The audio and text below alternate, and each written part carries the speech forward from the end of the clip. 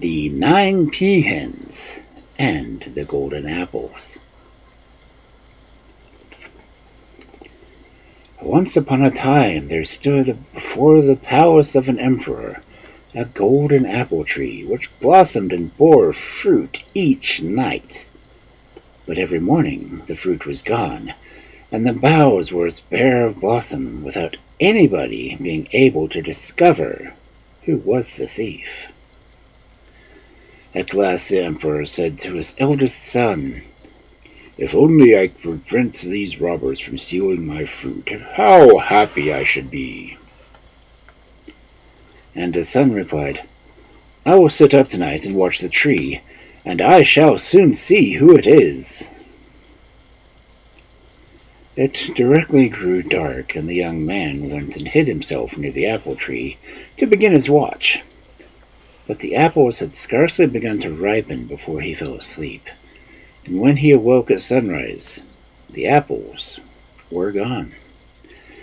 He felt very much ashamed of himself, and went with lagging feet to tell his father. Of course, though the eldest son had failed, the second made sure that he could do better than, and he set out gaily at nightfall to watch the apple tree. But no sooner had he lain himself down than his eyes grew heavy, and when the sunbeams roused him from his slumbers, there was not an apple left on the tree. Next came the turn of the youngest son, who made himself a comfortable bed under the apple tree, and prepared to sleep. Towards midnight he awoke and sat up to look at the tree, and behold, the apples were beginning to ripen, and lit up the whole palace with their brightness. At the same moment, 9 golden Pea-Hens flew thriftily through the air, while 8 alighted on the boughs laden with fruit. The 9th fluttered to the ground where the prince lay, and instantly was changed into a beautiful maiden, more beautiful far than any lady of the emperor's court. The prince at once fell in love with her, and they talked together for some time, till the maiden said her sisters had finished plucking the apples, and now they must all go home again. The prince, however, begged her so hard to leave him a little of the fruit, that the maiden gave him 2 apples, one for himself, and the other for his father. Then she changed herself back into a pea-hen, and the whole 9 flew away. As soon as the sun rose, the prince entered the palace and held out the apple to his father, who was rejoiced to see it, and praised his youngest son heartily for his cleverness. That evening the prince returned to the apple tree, and everything passed as before, and so it happened for several nights. At length the other brothers grew angry at seeing that he never came back without bringing 2 apples with him, and they went to consult an old witch who promised to spy after him and discover how he managed to get the apples. So when the evening came, the old woman hid herself under the tree and waited for the prince. Before long he arrived and lay down in his bed, and was soon fast asleep. Towards midnight there was a rush of wings, and the 8 Pea-Hens settled on the tree, while the 9th became a maiden and ran to greet the prince. Then the witch stretched out her hand and cut off a lock of the maiden's hair. In an instant the girl sprang up to a pea-hen once more, and spread her wings and flew away, while her sisters were busily stripping the boughs and flew after her.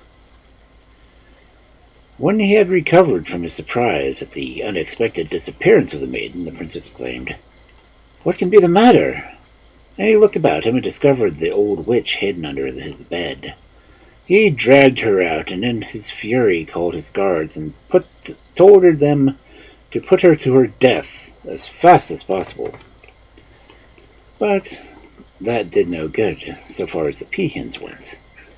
They never came back any more, though the prince returned to the tree every night and wept his heart out for his lost love. This went on for some time, till the prince could bear it no longer, and made up his mind that he would search the world through for her. In vain his father tried to persuade him that his task was hopeless, and that other girls were to be found, as beautiful as this one. The prince would listen to nothing, and accompanied by only one servant, set out on his quest. After traveling for many days, he arrived at length before a large gate, and through the bars he could see the streets of a town, and even the palace. The prince tried to pass in, but the way he was barred by the keeper of the gate, who wanted to know who he was, why he was there, and how he had learned the way. And he was not allowed to enter, unless the Empress herself came and gave him leave. A message was sent to her, and when she stood at the gate, the prince thought he had lost his wits, for there was a maiden he had left his home to seek. And she hastened to him, and took his hand, and drew him into the palace, and in a few days they were married. And the prince forgot his father and his brothers, and made up his mind he would live and die in the castle. One morning, the Empress told him that she was going to take a walk tour by herself, and that she would leave the keys to 12 cellars in his care. "If you wish to enter the first 11 cellars," said she, "you can, but beware of unlocking the door of the 12th, or it will be worse for you." The prince, who was left alone in the castle, soon got tired of being by himself and began to look for something to amuse himself. "What can there be in the 12th cellar," he thought to himself, "which I must not see?" And he went downstairs and unlocked the doors, one after the other. When he got to the 12th, he paused. But his curiosity was too much for him, and in another instant the key was turned and the cellar lay open before him. It was empty, save for a large cask bound with iron hoops.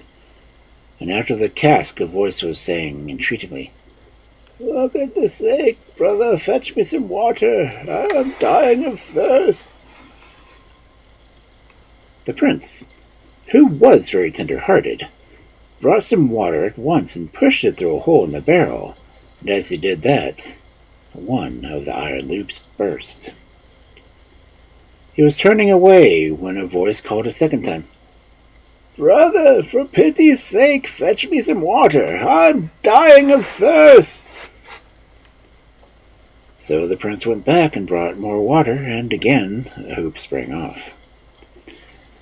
And for the third time the voice still called for water, and when water was given, the last hoop was rent, and the cask fell in pieces, and out flew a dragon, who snatched up the Empress just as she was returning from her walk, and carried her off.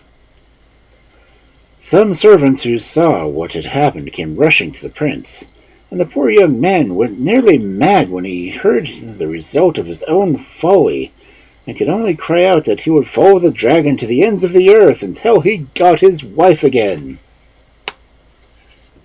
For months and months he wandered about, first in the direction and then in that, without finding any traces of the dragon or his captive. At last he came to a stream, and he stopped for a moment to take a look, as if he had noticed a little fish lying on the bank, beating its tail compulsively in a vain effort to get back into the water.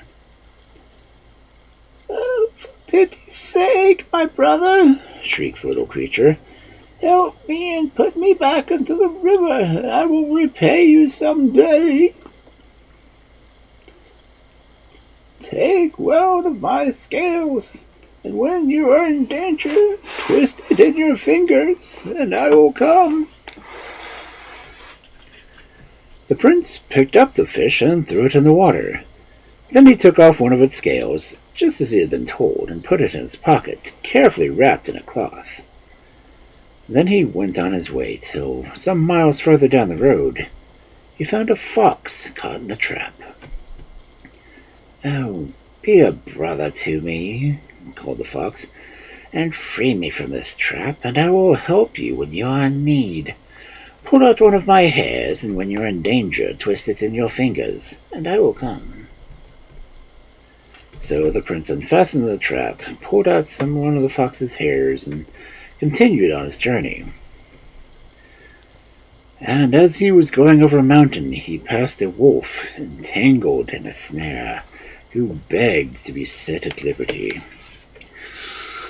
"Only deliver me from death," he said, "and you will never be sorry for it. Take a lock of my fur, and when you need me, twist it in your fingers." And the prince undid the snare and let the wolf go. For a long time he walked on, without having any other adventures, till at length he met a man traveling the same road. "Oh, brother," he asked, "tell me, if you can, where the Dragon Emperor lives." The man told him where he could find the palace, and how long it would take him to get there, and the prince thanked him and followed his directions, till that same evening he reached the town where the Dragon Emperor lived. When he entered the palace, to his great joy, he found his wife sitting alone in the vast hall, and they began hastily to invent plans for her escape. There was no time to waste, as the dragon might return directly, so they took 2 horses out of the stable and rode away at lightning speed. However, they were hardly out of sight of the palace, and the dragon came home and found out that his prisoner had flown. He set out at once for his talking horse and said to him, "Give me your advice. What shall I do? Have my supper as usual, or set out in pursuit of them?" "Eat your supper with a free mind first," answered the horse, "and follow them afterwards." So the dragon ate till it was past midday, and when he could eat no more, he mounted his horse and set out after the fugitives. In a short time he had come upon them, and as he snatched the empress out of her saddle, he said to the prince, "I will forgive you, because you brought me water when I was in the cask, but beware how you return here, or you will pay for it with your life." Half mad with grief, the prince rode sadly on a little further, hardly knowing what he was doing. And then, when he could bear it no longer, he turned back to the palace, in spite of the dragon's threats. Again the empress was sitting alone, and once more they began to think of a scheme in which they might escape the dragon's power. "Ask the dragon when he comes home," said the prince, "where he got that wonderful horse from, and then you can tell me, and I will try to find another like it." Then, fearing to meet his enemy, he stole out of the castle. Soon after, the dragon came home, and the emperor sat down near him, and began to coax and flatter him into a good humor. And at last she said, "But tell me about the wonderful horse you were riding yesterday. There cannot be another like it in the whole world. Where did you get it from?" And he answered, "The way I got it is a very way which no one else can take. On the top of a high mountain dwells an old woman who has her stables and 12 horses, each one more beautiful than the other. In the corner is a thin, wretched-looking animal whom no one would glance at a second time. But he is really the best of the lot. He is twin brother to my own horse, and they can fly as high as the clouds themselves. But no one ever gets his horse without serving the old woman for 3 whole days. And besides the horses, she has a foal and its mother, and the man who serves her must look after them for 3 whole days, and if he does not let them run away, he will get in the end his choice of the horses, as a present from the old woman. If he fails to keep the foal and mother safe on any one of the 3 nights, his head he will pay." The next day the prince watched until the dragon left the house, and then he crept in to the empress, who told him all she had learnt from the jailer. The prince at once determined to seek the old woman on top of the mountain, and lost no time in setting out. It was a long and steep climb, but at last he found her, and with a long bow he began.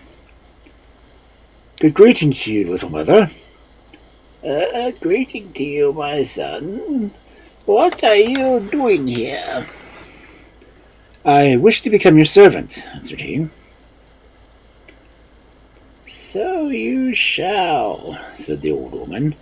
If you can take care of my mare for 3 days, I will give you a horse for wages.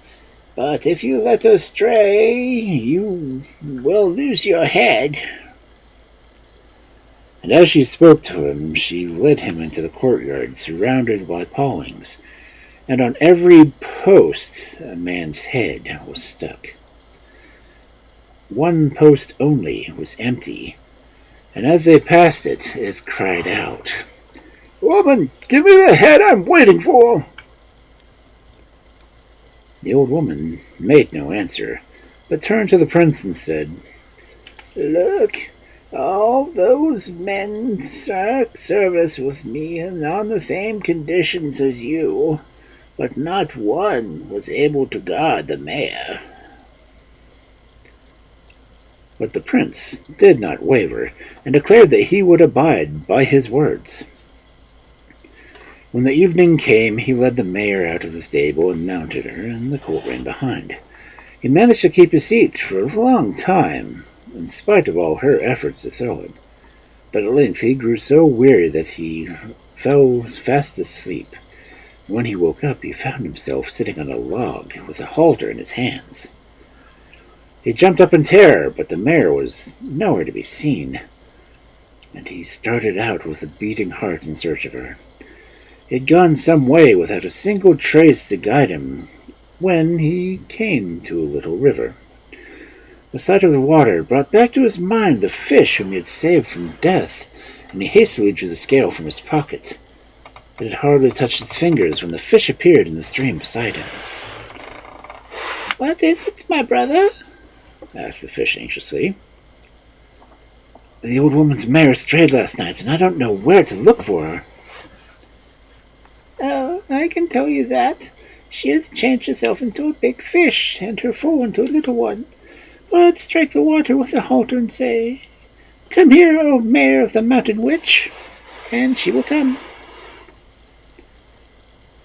The prince did as he was bid, and the mare and the foal stood before him. Then he put the halter around her neck and rode her home, the foal always trotting along behind them. The old woman was at the door to receive them, and gave the prince some food while she led the mare back into the stable. "You should have gone among the fishes," cried the old woman, striking the animal with a stick. "I did go with the fishes," replied the mare, "but they are no friends of mine, for they betrayed me once." "Well, go among the foxes this time," she said, and returned to the house, not knowing the prince had overheard her. So when it began to grow dark, the prince mounted the mare for the second time and rode into the meadows, and the foal trotted along behind its mother. Again he managed to stick on till midnight, and a sleep overtook him that he could not battle against.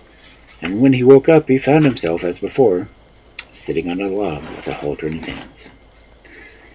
He gave a shriek of dismay and sprang up in search of the wanderers. As he went, he suddenly remembered the words of the old woman, and said to the mare, and he drew out the fox hair and twisted it in his fingers. "What is it, my brother?" asked the fox, who instantly appeared beside him. "The old witch's mare ran away from me last night, and I do not know where to look for her." "She is with us," replied the fox, "and has changed herself into a big fox and her foal into a little one. But strike the ground with a halter and say, 'Come here, O mare of the mountain witch.'" The prince did so, and in a moment the fox became a mare and stood beside him, with a little foal at her heels. He mounted and rode back, and the old woman placed food on the table, and led the mare back to the stable.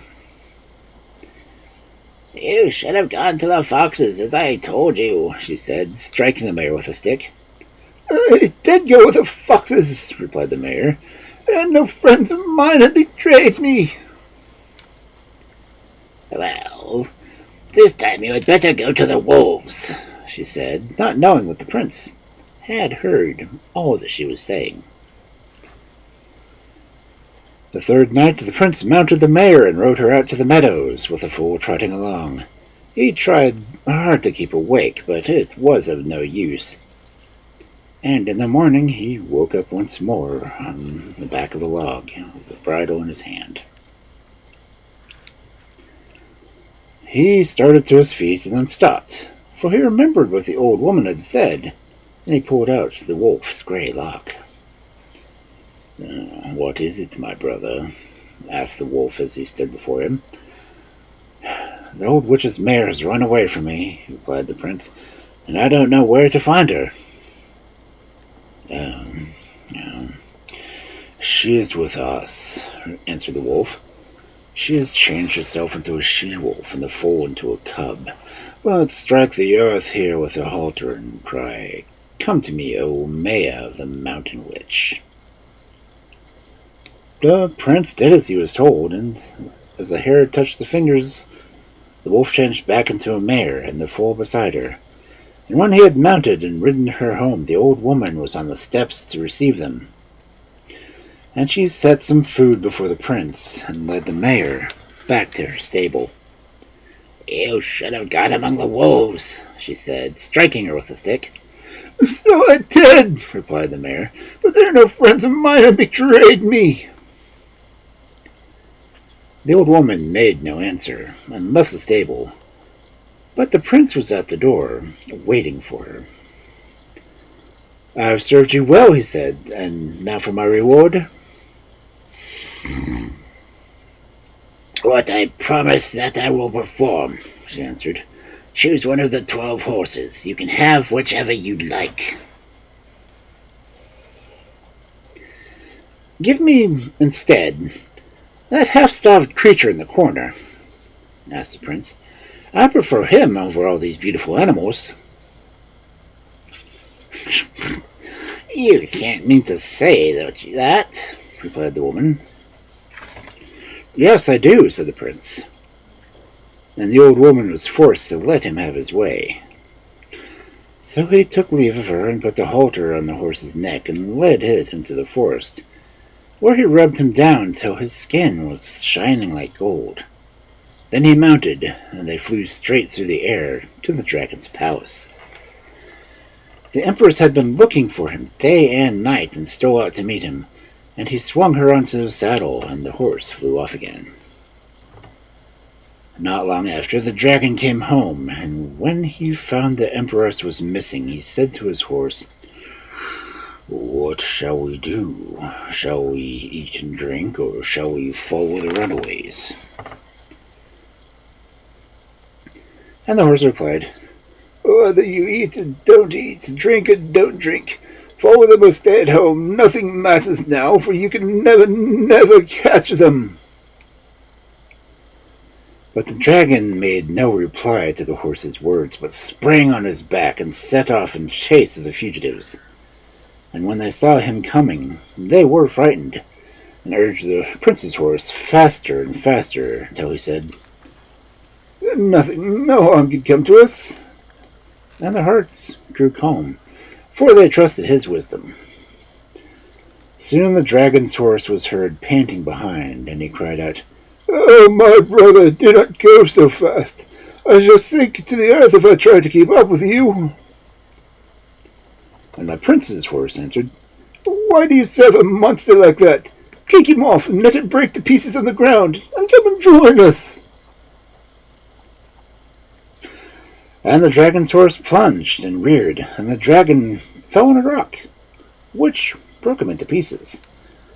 Then the empress mounted his horse, and they rode back with her husband to her kingdom, over which they ruled for many years.